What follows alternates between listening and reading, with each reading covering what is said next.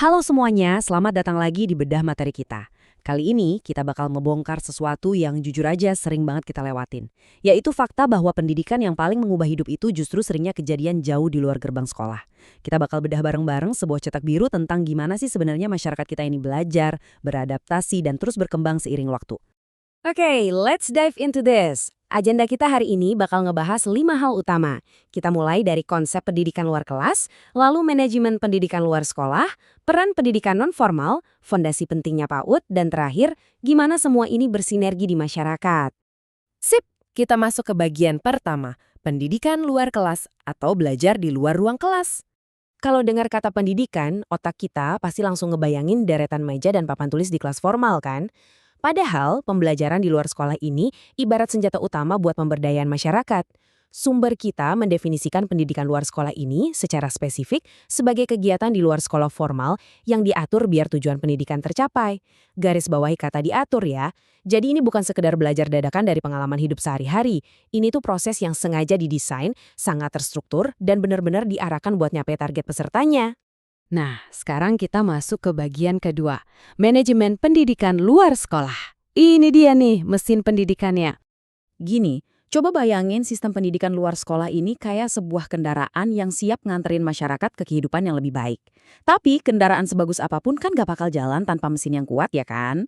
Nah, mesinnya ini adalah manajemen. Manajemen pendidikan luar sekolah itu proses krusial buat ngatur semua kegiatannya. Tanpa manajemen yang benar, kegiatan kayak kursus atau pelatihan masyarakat tuh cuma bakal jadi ajang ngumpul-ngumpul ngabisin waktu tanpa arah. Manajemen inilah yang mastiin setiap energi yang dipakai benar-benar efisien dan ngasih dampak nyata ke peserta.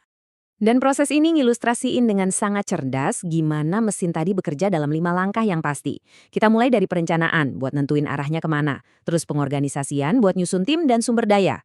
Abis itu baru deh dieksekusi lewat pelaksanaan di lapangan. Tapi ingat, prosesnya nggak berhenti di situ. Harus ada pengawasan buat mastiin jalurnya nggak melenceng dan ditutup dengan evaluasi. Ini tuh sebuah siklus berkesinambungan yang dinamis banget. Hasil evaluasi bakal jadi bahan buat perencanaan berikutnya. Siklus inilah yang bikin kualitas pendidikan di masyarakat bisa terus naik kelas. Kita lanjut ke bagian ketiga, peran pendidikan non-formal. Gimana caranya kita membangun jembatan? Kalau tadi kita ngomongin soal mesin penggerak, sekarang mari kita lihat bentuk kendaraannya yang berfungsi sebagai jembatan praktis. Jembatan yang ngehubungin orang-orang ke peluang kerja dan hidup yang jauh lebih layak. Pendidikan non-formal ini pada dasarnya adalah pendidikan di luar sekolah formal yang terstruktur. Tapi, ini yang penting, sangat disesuaikan sama kebutuhan masyarakat. Jadi kurikulumnya itu nggak kaku.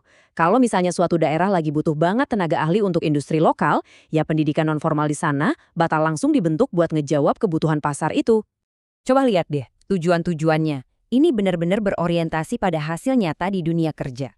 Fokus utamanya itu secara proaktif, ningkatin keterampilan teknis, ngembangin potensi yang mungkin selama ini terpendam, ngebantu kebutuhan kerja, dan pastinya ningkatin kualitas hidup. Bayangin misalnya ada pelatihan tata boga yang ngajarin bikin kue-kue kekinian atau pastry ala kafe. Pelatihan praktis kayak gini tuh bisa langsung bikin ibu rumah tangga atau anak muda setempat buka usaha sendiri dari rumah yang ujung-ujungnya secara langsung ningkatin kualitas hidup mereka. Keren banget kan? Jadi poin krusialnya adalah ciri-ciri inilah yang bikin pendidikan non-formal benar-benar laku dan efektif.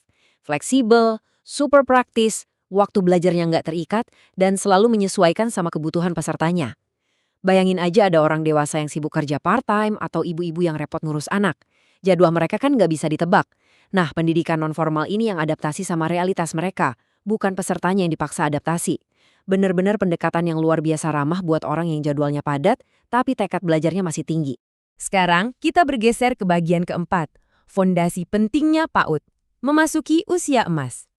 Kalau dari tadi kita bahas keterampilan orang dewasa, sekarang kita rewind jauh ke belakang, ke fondasi paling dasar dari semua pembelajaran, usia 0 sampai 6 tahun. Cuma 6 tahun, kerasa singkat banget ya, tapi rentang waktu ini tuh diakui secara global sebagai masa Golden Age atau usia emas. Ini adalah jendela waktu yang benar-benar kritis. Sel-sel otak, karakter, dan kecerdasan emosional seorang anak lagi berkembang dengan kecepatan yang luar biasa eksponensial. Kalau kita gagal ngebangun fondasi di jendela emas ini, wah bakal jauh lebih menantang buat ngejarnya di kemudian hari. Makanya, sumber materi kita mendefinisikan PAUD secara spesifik sebagai pendidikan untuk ngebantu pertumbuhan dan perkembangan anak usia 0 sampai 6 tahun. Kuncinya ada di penghujung kalimat. agar siap memasuki jenjang pendidikan berikutnya. Inti dari PAUD itu murni soal persiapan holistik. Kita mastiin anak-anak kita secara fisik, mental, dan emosional dilengkapi dengan baik. Jadi pas pintu sekolah dasar nanti terbuka, mereka nggak kaget, tapi justru antusias dan siap banget buat melangkah masuk. Dan perhatiin deh jabaran tujuannya. PAUD itu sama sekali bukan buat nyetak anak balita yang jago ngapal rumus atau baca teks panjang. Tujuannya itu jauh lebih fundamental. Mulai dari mengembangkan kemampuan dasar mereka, ngebentuk karakter yang baik, ngelatih skill sosial pas berinteraksi sama teman sebaya, mengasah motorik biar seimbang, dan tentu aja menumbuhkan kreativitas dan imajinasi mereka. Nah, karena tujuannya seunik itu, prinsip penyelenggaraannya juga sangat spesifik. Prinsip paling utama adalah belajar sambil bermain. Buat anak-anak, bermain itu pekerjaan utama mereka, cara alami mereka buat mengeksplorasi dunia. Dengan pendekatan yang berpusat pada anak, ditambah lingkungan yang 100% aman dan menyenangkan, pendidikan fondasi ini nggak bakal kerasa kayak beban.